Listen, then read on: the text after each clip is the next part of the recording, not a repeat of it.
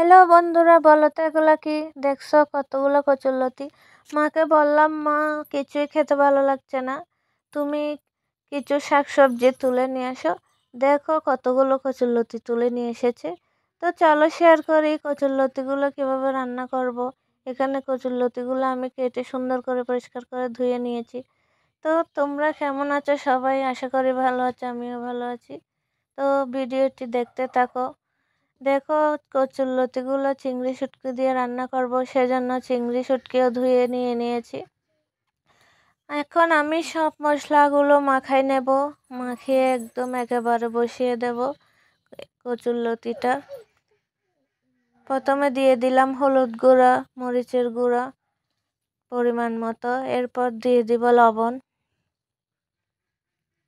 এটা হচ্ছে প্রাকৃতিক ন্যাচারাল খাবার, খেতে কিন্তু অনেক মজা।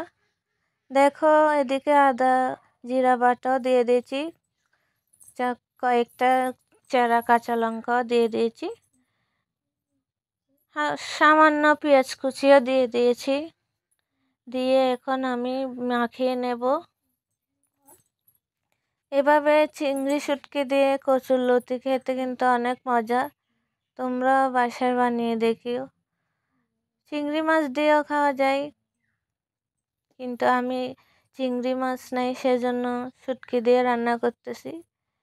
এদিকে ডেকচিতে তেল দিয়ে দিয়েছি পেঁয়াজ কুচি। এখন পেঁয়াজ কুচিগুলো হালকা নেড়ে চেড়ে ভেজে নেব। আসলে এই ধরনের কচুরলতিগুলো কিন্তু অনেক স্বাদ, সবাই পায় না, অনেক কষ্ট করে খুঁজে খুঁজে তুলতে হয়।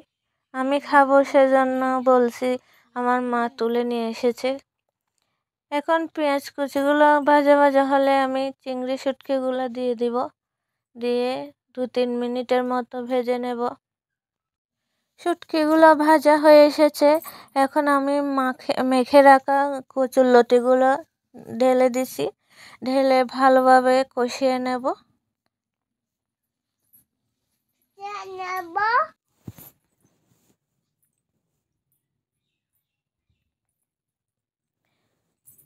কচুরলতিও রান্না করতে বেশিক্ষণ সময় লাগে না, তাড়াতাড়ি রান্না হয়ে যায়।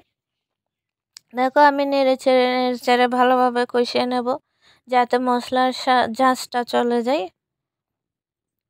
তরকারি কষানো হয়ে গেছে প্রায়, লতি থেকেও জল বের হয়ে গেছে। দেখো আমি এখানে হালকা একটু জল দিব, বেশি দিব না,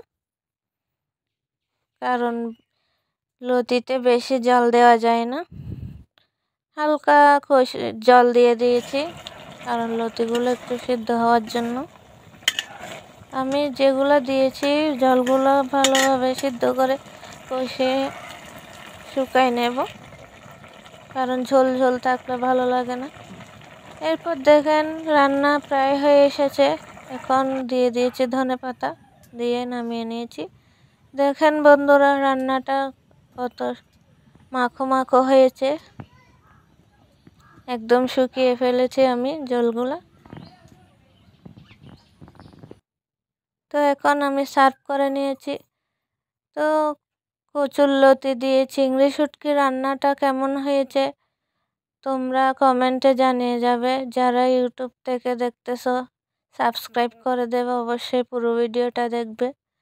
যারা ফেসবুক থেকে দেখতেছো একটু লাইক শেয়ার ফলো করে যাবে, অন্তত একটা কমেন্ট হলেও করে যাবে রান্নাটা কেমন হয়েছে। তো ভিডিওটি ভালো লাগলে সবাই জানিও, তোমরাও বাসায় এভাবে রান্না করে খেও। আর কোনো তরকারি লাগবে না, এরকম একটা রেসিপি থাকলে আর কিছুই লাগে না। তো সবাই ভালো থাকো, সুস্থ থাকো।